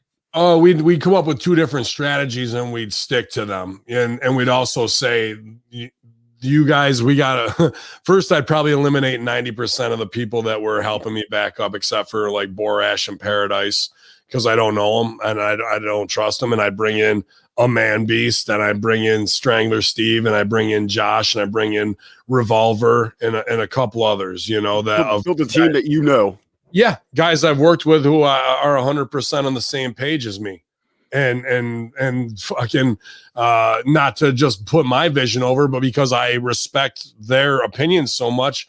A lot of times I'll come up with something great. It inspires them. You've heard Man Beast on here do it before. And then he adds 2 things that punch it up to a whole nother level that I wasn't thinking of. And that's who I want around me. And anytime the overclick of Team McMahon would try and do that, I'd tell them to their face, no. And there's nobody there that will do that. There's nobody that will say, shut the fuck up, sit down and go eat your pudding. We got this. You have brought that, and that's it to say, if those guys were still on team, because if I had carte blanche, they'd be gone too, because they allowed it to get to this point. It's the same as a Biden thing of like, oh, Biden's going to change anything. Really? He's been in office for 50 years, and look where the fuck we are. It's the same old boys club doing the same shit to stay on top and in power, instead of improving the industry, getting the most value out of your guys, creating compelling storylines, riding the edge of the razor blade of, controversy, of creating cash and what's hot in today's topics. Are they going to do anything with Ali and Mansoor in the right way now that we have Israel and fucking Hamas knuckling up? Absolutely not. They're not going to touch that. Did they do anything with Antifa? For 2 weeks, they had them show up in the original and throw a fucking firebomb Molotov cocktail. And then 5 weeks in, they're having matches. We're fucked. We are fucked when nobody goes, no, they should not be having matches at all. They should be interrupting things. They should be doing more anti-establishment terrorism stuff. They should never have a match. If they have any match, it's out in the parking lot in a street fight in a fucking, rumblefish kind of way, the outsiders kind of way, right? The downpour rain and all that shit. And they're trying to, like, nobody says no to these people who are completely out of touch with how these stories need to be made. We make movies, pal. No, you don't. Not anymore, you don't. Like that's what that shit needs. But the visionaries like a Borash and whatnot, or a Triple H, they just kind of go along to get along because those positions are our entire life to get there. But once they get there, they're so creatively boxed in. Instead of saying, shut the fuck up, this is what we're doing, and you don't understand it. When you see it, you'll understand it, and maybe you can have something genius to add to it then. But I'm not going to fucking water down my high-level stuff to placate a 75-year-old out-of-touch man, dude. Like that, no one's got the balls to step up and do that. Because at the end of the day, he is the owner, and Rip will say, well, you shut the fuck up and do what the boss wants you to do. But I say to Rip and others, look where that has gotten us. That is short-term individual thinking. And that's not what I'm here to do. I'm not here to just be like, well, let's see what Ben Hamin stuff can fucking do. And it's about the entire experience and making the industry better. And because nobody's got the fucking balls to step up and tell them to fuck off. Or even when they get fired, what do people do now when they get fired from WWE? Oh, you immediately thank you for the opportunity. Thank you for fucking up my career and fucking me in the ass. But now I can go to the Indies and make $2,000 on a booking. Okay, but you never got to do what you were capable of doing when you were at WWE level after working your ass off for a decade to get the opportunity to get to that point. They just shut you down and do a ton of shit with you, bro. You know what I mean? They never highlight the guys the right way that they possibly should be. CM Punk might be one of the few, one of the very, Kevin Owens, maybe a little bit, but what he's capable of brilliance wise, they're never giving him the ball to roll because they look at him a certain way physically, but the guy can get so much more over and so much more out of him, but he's never given the premises in order to do that. Sami Zayn should be Alex Jones. Sami Zayn should be talking about Syria, things that are passionate in our lives. Fucking Daniel Bryan, what's he passionate about? I don't know, everything hippie, eco, environment, all that. How awesome was it when he had the wood belt? We get so close to flying to where we need to, and then whoop, we go way, way, way, way. Can't have that. Can't have him getting over with something that's real and fucking. We're talking about carbon tax and Green New Deal for the next 30 years. You think this guy wouldn't be the fucking perfect dude to be putting that shit over, dude? And he was so good at it too. When even though he has that charisma, you want to love him, you equally wanted to hate him right then. He was so good at it. Yeah. So, I mean, I hate to go against Rip and whatnot. And, that's the worker side of you shut the fuck up and take the paycheck, what the boss wants. But 10 years of people doing that have driven the product to a 1.8, a 1.5, fucking turn the channel. You know what I mean? Heat on everything instead of really sticking up for this business and what needs to be done, which is handcuffing these old fucking dudes who should have been put out to pasture a long time ago with a quick, no, you shut the fuck up. Like, how many people say that to them of what, he fucking told me to what? Now you're going to see what this shit really needs. What's crazy though, is you've had past generations that realize when you push that envelope, when you really mimic and mirror the hot button issues in society, that's when you see your success. Last night, following the Warrior biography, they had the WWE Hidden Treasure with Sergeant Slaughter. And in there, he makes mention when he became the Iraqi sympathizer, the boots that he had, Saddam actually sent those to him. Really? I mean, because you have, the number one evil, our enemy, a leader of, Iraq, sending something to Sergeant Slaughter because of what you've got pushing a button there was incredible. Then you also mentioned something, people, they thank WWE, then they go out to the indies. Okay, now my booking fee, I can get $2,000 out of this. I got to ask you, we have booked further shows going out. We're past the first one. We've got the second and third one planned already with dates, things like that. We're looking at talent now. It's hard to justify paying that for someone that, are they really a superstar? Do enough people out there really know, just because you've been on their programming, that they're really going to come through the gate? Because, I don't know, 50-50 booking, the cookie cutter mentality. Are they really a star? Two reasons to do it, Rick. And this is a great question, booking question. Can the person you're paying $2,000 to draw people in for the autograph signing that you should be getting a 50-50 split on? So if you're doing $20 an autograph, let's just say, right? Mm-hmm. And you can get 100 people who are going to buy it. Boom, there's $1,000 off your booking cost of bringing them in. And then those people also bought a ticket to see him wrestle in the main event, him or her, whoever it is, Mickey James, whoever, So are those people going to buy an extra, let's say, she's here. Am I going to sell an extra fucking 50 tickets at $20 a pop more than I would? There's your other $1,000 that takes it. Third part of that, which is ultimately the most important part, is am I going to put them in the ring with somebody who I think is very competent locally? Sean Carr, I'm not trying to say what Sean gets in an envelope, but let's say 100 to 200, the normal, like, over indie guy type dude, right? That could be in your semi-main. I paid $2,000 for Matt Hardy plus hotel and fucking whatever, to bring him in, flight. I need to use him now because he can wrestle in a match with my local guy that I want people to perceive as a star who I believe could get signed. A Joe Gacy, who's now at NXT, absolutely, and Sean Carr should be too. Jay Freddy, another guy who works his fucking ass off, who we would book with Eddie Edwards and Davey. You know what I mean? He's got a real American Wolves feel to him.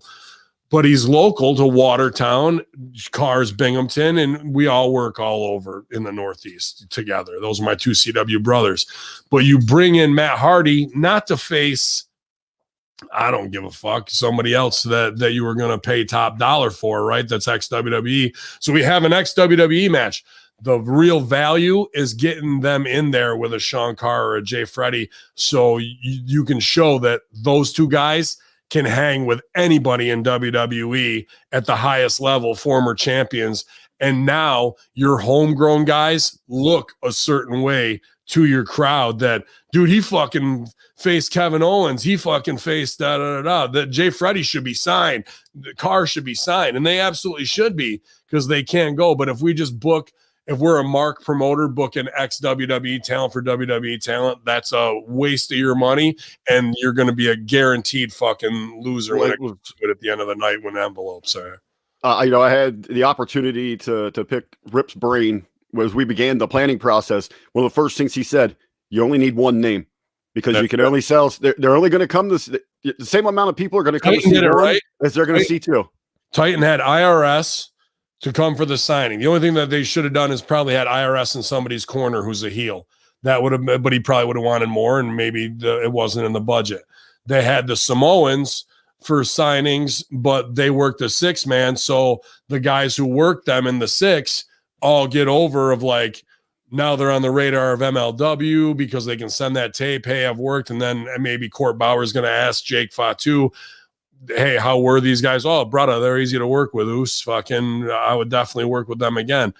That's the value of what you're trying to do, because when you get that done, and then out of a 2CW or, wherever, once your guy gets signed and goes to NXT, the company looks fucking smart for booking, and they say a 2CW original guy who made his name here now gets signed to NXT. Now, 2CW had ZS3 Springate is kind of the unofficial school to do that, but that's gonna how you pump guys into your school, because now you see that there's an open door between Impact, ROH, wherever, NXT, that guys are getting looked at and getting signed. Guys are going to want to work for your company. That's your future ring crew. I'll put this kid over, Mike Skyros, skinny dude who showed up, did a ring crew. We put the gay gimmick on him early. Guy Sunshine, easy fucking thing to work and skip around the ring. Doesn't have to do nothing. Learns about character. I made his buddy into Lumpy Magoo Part 2 into Jasper Whipple. Within a year, these guys are in the shitty 6 main events working with us with Hacksaw. That's a fucking ton. But they also put in a year and a half doing ring crew, being at every show, going to Springgate's fucking school. So Springgate's making his money after being a 2CW original, getting him ready the Killer Kowalski way that he learned. Like, all this is trickle down. Same with me and Rip, right? Like, to get those guys to bring them in, because they see through that they might eventually do. Now, Skyros now is 60 pounds heavier in muscle mass and gets the business after 6 years of being in it from ring crew all the way up. But you got to build that. Now, if 2CW relaunched, I would put Skyros in a match with a Hurricane Helms, with a fucking somebody to let him hold, his own against that. And he should be getting picked up in order to do that. Skyros tagging with Brian Pillman Jr., and it would be very fucking good along those lines. And he should get an AEW Dark.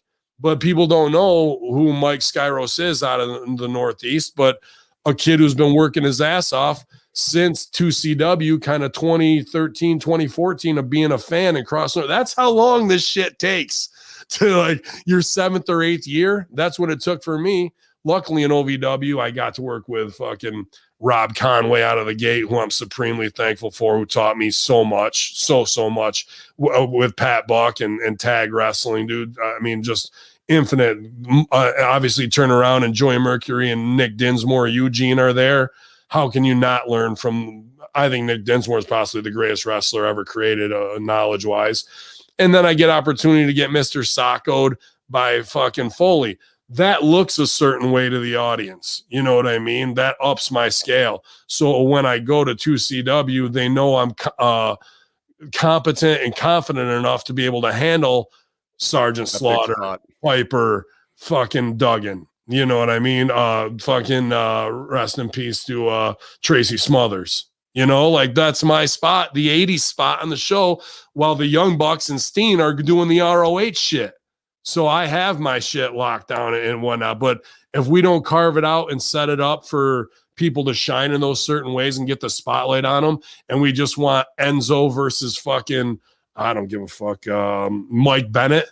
You know what I mean? We're not doing anything for our federation and our local guys who are our diehards who've paid the price and now it's their time to shine. Believe me, when you go out there with a Piper and it's Dick Justice and me, your asshole's puckered right up.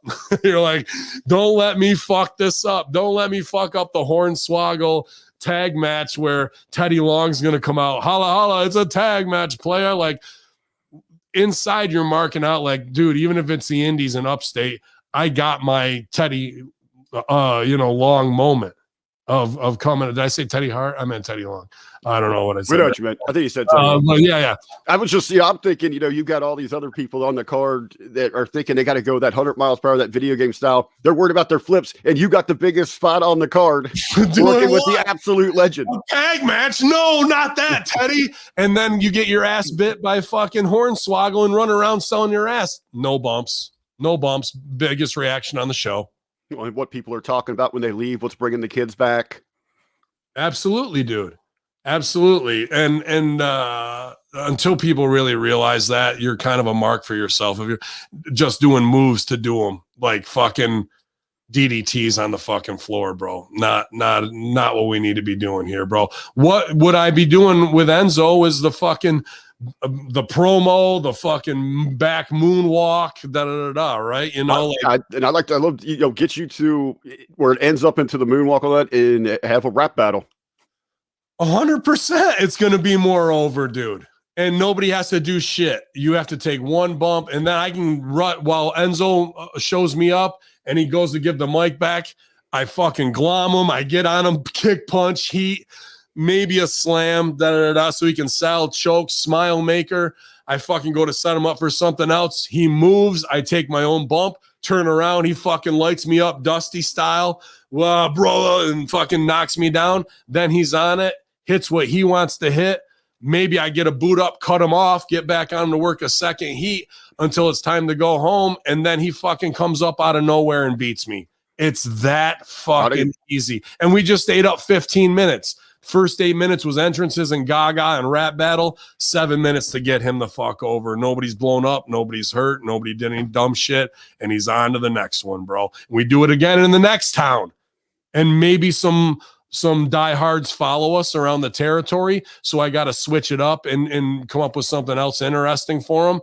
But a whole new crop of people might not have seen that. And boom, we get it over again. That's working. And I hate to go against, my mentors, but the quick grab the paycheck for yourself, the worker mentality of get the money, which we should be, is short-sighted in making the industry grow and be bigger. And that's usually with the WWE side argument. When nobody's telling those guys to shut the fuck up while their numbers show that they're consistent. They're consistently losing based on egomaniacal choices and not building superstars the way they should. That was one of the things that I kept regularly hearing is, okay, how do you feel about this? Would you want to do this? Whatever you want, man. I'm here to do whatever. I'm here to do whatever. And it's like, give me something. You know your character better than I do. Yeah. And then Beast would go work with them through everything. What they mean by that is, I'll do whatever you want and lay down and do whatever. And I think that's a good thing to have because they're trying to show you, and you might not know this yet, that I have no ego. Like some guys will write emails and be like, yeah, I'll fight this, but I can't lose because I've been on a winning streak in XPW for 6 months. What the fuck, dude? I don't give a fuck about your win streak in XPW. We had one. He's an incredible talent. I got great respect for him. Looking forward to working with him. But he was very protective. He runs a lot of promotions in this area, and no one's ever seen him do anything heelish. So what did we want to do? Yeah, you want him to heal. And oh god, it was back and forth. But Beast, there's some at that point I said I trust in Ted. Yeah, Ted handled it, and he got him to do it. He went and handled it. Ted talked to him by himself. They came to a middle ground of how they could slowly roll into him showing some heelish tactics. There's some guys who are natural babies that you want to fucking, and like, Ben Hamin's not, when you see me, you're not be like, well, I only work heel. well, we want to make this terrorist a baby, you know what I mean? But like, there's things that I can work baby in because, like I said, you write that list down. What if you've got a monster heel who's unstoppable, killed every baby face? What do you need? Well, you need that baby that can come up and that underdog baby, really. Not an underdog baby. Or you need an equalizer. My baby faces, so now I have to go find somebody even more evil to face the fucking evil. The devil, right? But maybe you're getting yourself into another world of hurt with Ben Hamin, but I need someone more fucked up to kill this fucking guy because he's been such a pain. Now I might be in a whole nother circle of hell dealing with Ben Hamin's evilness, but that's what we had to go get a dragon to slay a dragon. Does that make sense? So absolutely. You might have to use the heel as the baby face to get over, and I fucking am triumphant. And people are like, yeah, that heel that he slayed is dead, and you're fucking coming to thank me. What am I going to do on you? Well, you keep your heat and you fuck you over right away and get my heat back, right? Right. This when you think you got him is like, yay, Ben Hamin. I don't want that. I want to get him there so I can then turn the screws to him. In today's environment, with how diverse or society really, I mean, how like hard line that we have. If you run into anywhere where Ben Hamin is a baby, where people are like, oh, we want it, it's I haven't had that scenario I just talked about, and I've thought about it a couple places, but you really need a top level heel for me to do that, and I haven't been involved in many stories long term to do that I've wanted to. But when people cheer me, it's because, and this kind of sucks and sounds fucking way egomaniacal, but is it cynical fans because they're enjoying the work? They are, because I'm outshining the rest of the indie guys, or the fans in 2CW think which they are, super smart ass, toxic New York fans who play at a very high level, even as fans. And when they try and get over on me verbally and the crowd pops, and then I turn around, I just wait and I improv on them live. And it's like a big, moment back on somebody. Then the crowd loves me because they haven't seen other performers with the improvisation level that I have that can turn you on a dime and get everybody to fucking get a big And once I do that, instead of just taking the heat, I look like a heel, but I endear myself to them because they know I'm fucking super smart. This is the asshole thing. They know that the Ben Hamin character is very smart and very witty. And when they think they're over, they go under. And that's a problem. Not a problem, because they do love me, but I'm never going to be like, yes, love me, da da da da. There's other points of the way I deal with women where Ben Hamin fucking will be misogynistic, but he's also a lover and fucking wants to bed your wife. So there's like a flirtation time that I do with the women. And then with the men, it's to get them super hot. You know what I mean? So there is not a problem with being too smart of a character, but I always want to play to the height of my intelligence. I worry about it pulling focus. Like, there's just one time in that last match with the Iraqi thing, somebody's doing there was one shot with a little air in it with a chair where Blaze is protecting Recon or what have you, and they're like, you fucked up, and I just turned and I was like, all of your fathers fucked up when they didn't pull out.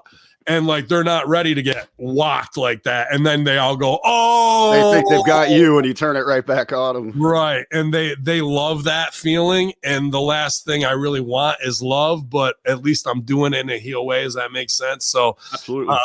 That's where I walk the line of not being a baby face, but having the crowd love me because they can't wait to see what he's going to do or say next. Or they're doing USA, and I'll get Palestine going, and then they switch to Israel like afterwards to come back over. That's them loving me and wanting to play the game, but at least we're going back and forth in a heel baby way. I just worry about pulling focus from the match by doing things that are too witty in the moment You know what I'm saying? It's once in a while. That's a weird line for me to walk. Well, I was having a conversation with two of our guys about knowing that audience, because where we were at was in a little small town. We go, an hour away into Columbus, completely different reaction. We had a correctional officer, very proud of the blue, taking on a ski mask wearing, hustling black guy. Now they cheered the hell out of him where we were at. The correctional officer. We go into Columbus, around campus and all that, where you got woke America and all that. They're going to be cheering the other guy. They're going to be booing the correction officer. Well, the correction officer needs to know too that this show needs to be shut down. That we're over. Like he needs to play into that the right way to some degree, and even shit on if you're at a college. I'm tired of you spoiled brats. You've never worked and you think you can defund the police. Meanwhile, our tax dollars are paying for your dorm room. Are you guys paying out of pocket? Are you? I'm waiting. Let me see. Like Like there's a lot of things he can do that are saying a truth that the audience they know, but they don't want to put over because that's their shortcomings. He doesn't have to come out there and go, this college sucks and your sports team is dog shit, like that old school thing. Say what the truth is. If they're trying to do cancel blue lives and defund the police and all this shit on a protected, safe space, the only reason your space is safe is because people like me are willing to toe the line. Are you out there working a shift? Are you out there driving the rape van? No, I didn't think you were. You're down there getting drunk off of mommy and daddy's money, smoking all the weed you can, taking a philosophy course. Well, that and a quarter will get you a fucking quarter. That's the types of shit that a baby face or a midline heel can just say the truths, and it's about them. You don't have to say they suck. They don't want to hear and have to come to grips with what's really going on. Do people want to hear that U.S. backs Netanyahu and Israel? Meanwhile, we know that Israel is forcibly taking and genociding people out. Like all that's underneath the surface. I don't need to say that. They just know it. All I have to do is pluck that string. I just need to pluck it and walk away. And then I go, hey, enjoy your gas prices. And at the end of the night, people are fucking trying to come up and shake my hand because I did such a good job as a heel and gave them an experience. And like, no, you're a moron. Take your handshake. In fact, make sure you guys, before you go home, I want everybody to go to the bar. You're all going to the bar and drink. And I want to make sure you all text, drink, and drive on the way home. And if you get home safely, go back out again, get another drink and get home. It's all the things of don't drink and drive. No, I want you all to drink and drive. Which in the end is going to get a lot more reaction and create more of a moment than, I wish I was in Michigan, screw Ohio or whatever. And because I watched them drink 4 or 5 beers and I know that they're going to go drink and drive, then I fucking shout it out and they get their own little cringy feeling, bro. I don't have to point at them and say it. They already fucking know. And it's just pluck the string and let their own guilt do the rest of the work. Good stuff. I guess if you're into promoting drinking and driving. Get that heat, man. Get that heat. Always, bro. That's what I'm all about all the time. Hey, you know how much they don't want to talk about that, how much that they raise through issuing DUIs and OVIs and all that bullshit. I mean, it's not anything I want anybody to go through, a $10,000 fuck over and possibly taking somebody's life and whatnot. But this happens in our world every single fucking hour of every single day. And I'm the bad guy for calling it out. Okay. I guess, sure. Put the heat on me, dude. Abso-fucking-lutely. Not 10 out of 10 times, man. Make sure you're using your Lyft and Uber code HMG. Yeah, but they won't do it. You know what I mean? As far as that goes. Yeah, Frank was there when I told everybody to fucking go get one. There's a lot of tricks that I have over 10, 15 years that I developed from OVW to 2CW. And when I go to a new territory, I'll play 1 or 2 cards. I don't play them all because I'm coming back to do more business, but they're tried and tested, and some people get super hot, and it'll be interesting. Even here's one little inside thing before we start taking it home is the ring announcers. They had 2 guys there, both did very good jobs. I call one guy Cowboy because I just met him. He had a cowboy hat on, but he was very good, and he was doing commentary. And then they had Brian Peterson, who I've worked a couple other shows with, switching on and off. That might be something I was going to say that you might want to think. We actually ended up doing that. A couple days before the show, I had realized I might have bitten off more than I could chew. But I still had this vision how I wanted to go. So I reached out to someone I trusted to kind of help me out with that. You know, if I'm out roaming the floor, pumping the merch stand, you be in there ready for the next match, something like that. So I did have that vision.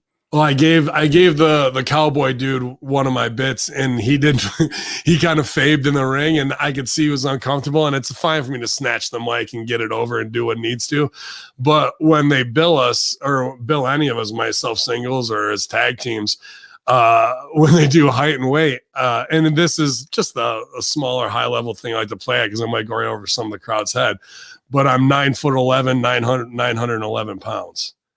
And fucking, he didn't want to, being in Jersey, he didn't want to say it was more of a heel thing, but there's a way the ring announcer can go, I'm weighing in at 911 pounds, standing 9 feet 11 inches tall, instead of weighing in at 911 pounds, standing like that's their time to react of what I've given them. So I can go, all I have to do is look at me and like, I don't want to say it. So I can go, say it. But he was too nervous to because this is our first show together. He doesn't know me, He was like, after he's like, I'm glad you did it. I was kind of uncomfortable, but that was a moment for us that he'll understand further of when I pin him in the corner. I wasn't going to waste that opportunity right out of the gate. 2 or 3 shows from now, you'll probably see that spot as he and I get more comfortable working with each other. So there's small things like that, man. That hesitation as well is going to get the audience to take, kind of notice more of what's going on here. Whoa, wait a minute. Whoa, 9/11, It play to the height of your intelligence, bro. If you're a math geek, what should your weight be? Whatever pi is. 3.14, 314 pounds. You could be fucking 98 pounds doing the nerd. You know what I mean? All that kind of shit. There's just small, every detail matters if you're going to really round out your character. And that's what creating the whole experience is. Because as soon as they hear 911 pounds, 9'11", they groan and they're reminded of something they don't want to be reminded of, that we went to war over a complete CIA op and World Trade Center 7, pull it, and all this bullshit, and official stories of bin Laden being killed and dumped, but we never get to see the footage. And all that is encompassed in 9'11", 911 pounds without me ever saying it. So before the bell ever fucking rings, how do they feel? I mean, they're pissed already. They already don't like you. Who are they pissed at?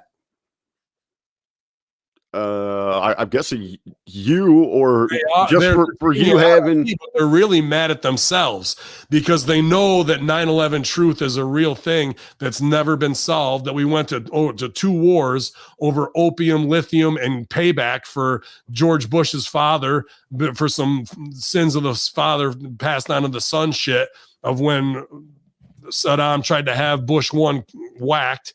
And it's some CIA back and forth shit that him and Rumsfeld did with weapons back in the 80s, Iran-Contra era stuff that hadn't been exposed.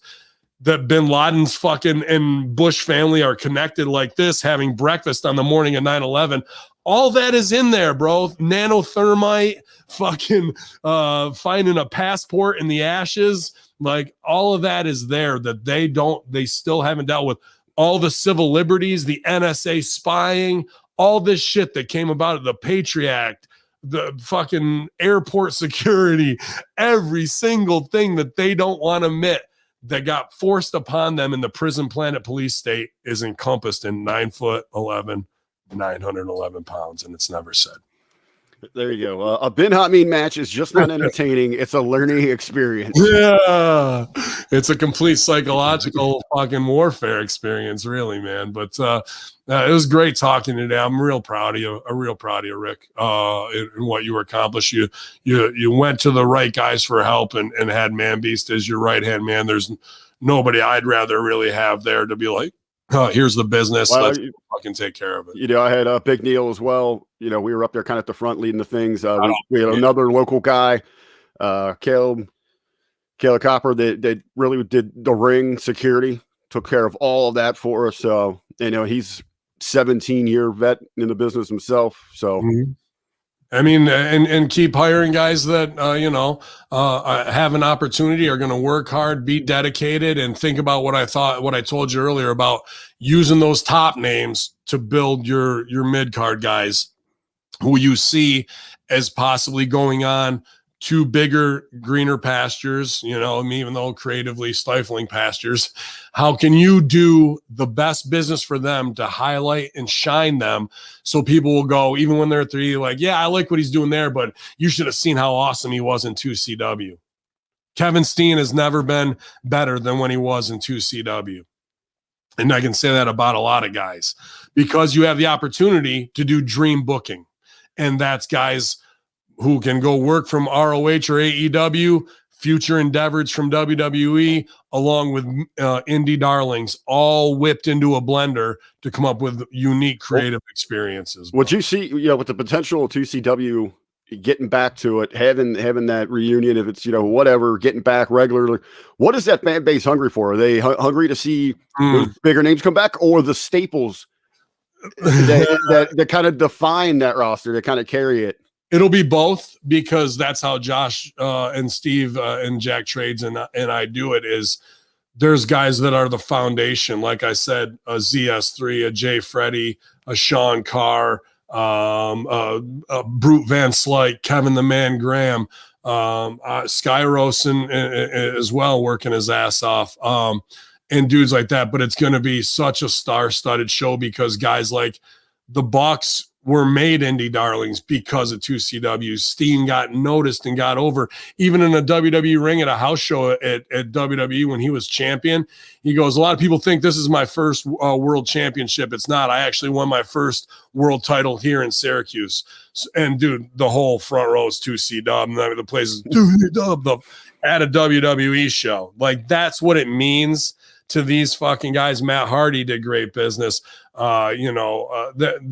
The roster list of who's going to be there star power wise, I wouldn't doubt if Khan shows up, Omega shows up, Sammy Callahan did his best. Well, I won't say that. Sammy's done phenomenal work in Impact based on what he should have been doing as well. But Callahan fucking phenomenal there as well, getting the opportunities to work with a Terry Funk, to work with Rob Van Dam, you know what I mean, along those lines. So the 2CW faithful are the most diehard and fickle wrestling fans that there are, and you can't feed them anything that's subpar because they will fucking tear you apart. So you have to be playing knowing how smart they are, and that's how we write the show to, like, how do we get over on them even with this and update it and ratchet it up a level to where they're going, oh my God, and screaming 2CW, because that's what they want, is to be outsmarted. And it's hard to do that, but that's what makes the booking challenge awesome. We're in the South, they want the stereotype. They want to fucking be told that gas is $3.35. And if you don't bow before Allah, then it's going to $3.45. Like, they want that old Southern style. So be it. We can do that too when the time calls for it. Awesome. Yeah, awesome stuff today, man. On the Monday Locker Room, it's good when it breezes by. An hour and 52 felt like 20 minutes running my mouth today. We were 52 strong here at Ben Hamin YouTube channel, twitch.tv/Hamin Media for the watch-alongs. Usually SmackDown Live Self-Help Group had a good time playing music and being back to it that way, but a lot of great people signing up for patreon.com/Hamin Media Group, supporting the platform while we are, getting things transitioned to Realm in the next couple of weeks. And you're going to be redoing the schedules and all that kind of stuff. So it's a busy time of transition for us. So we appreciate you guys supporting us wherever you're getting the shows for free or the premium content like the Rip Rogers podcast. Another great one this week, talking a lot of how to work territories and understand it and get over. I learned a lot going back through that this week's episode, and only $5 there as well. And the A show, Colin doing great work with Idol in April. Dude, I just obviously and don't need many more wives, but April Hunter is absolutely, I'm just addicted to her Twitter. I'm addicted to her comedy. I was in the locker room with her at OVW for 18 months, and I have such a huge new respect for her since we've been collaborating. I think she's one of the most brilliant women online that I've seen. I think she's hilarious. as well as the beautiful people, man.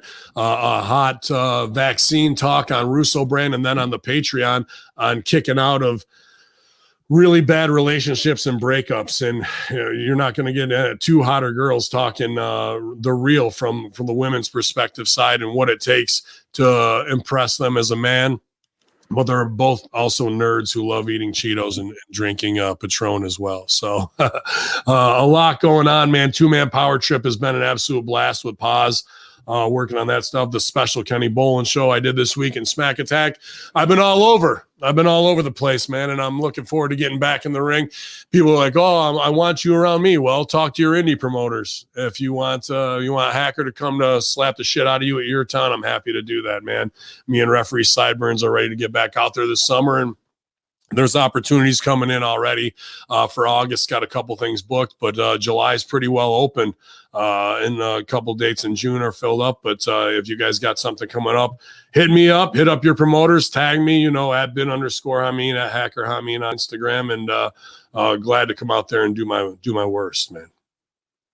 Awesome. I think you hit everybody just real quick. You got the FR podcast, Rip Rogers, 2-man power trip, Stevie Ray TV, the A show. Yeah. Also want to give, shouts to our friends, Big Vito brand, Goldilocks. Goldilocks. Absolutely. Goldie working on great stuff there, man. If you guys are looking for love, she's got locks of love, and she's taking bachelors, doing the interviews, and then putting out kind of a casting call for the perfect woman for you. So if you're out there looking for that hookup, Goldilocks right now is doing huge things that way as well. Broasterscoffee.com for the Vince Russo bro. I also see they just released a single barrel whiskey flavored coffee. Interesting. ZordoSoliveOil.com as well, man. Our big shout out to Triple D and Dippin' Donuts, huge sponsor of Immortal Championship Wrestling, the 24/7 title, which you never know. I could take that anytime I want. So we might have some new gold around here. But what's the name of your promotion? We didn't even mention. We went really old school. We wanted to keep it very, very classic, traditional. So we just want something simple, Professional Wrestling Alliance. And a lot of that is in the business model. We know that realistically 3 or 4 shows a year is the best we can do, but we want to partner with other local promotions. We want to highlight our champion there. We want to help promote their shows.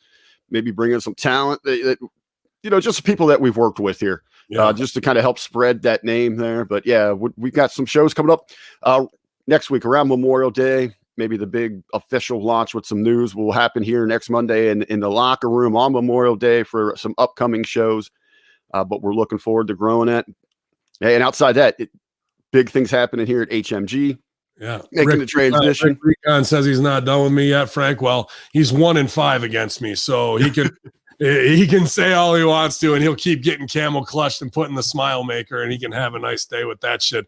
There's plenty of shit on AEW Dark he hasn't learned yet from old Hacker, and I'll be happy to beat down Ranger Rick Recon anytime I need to.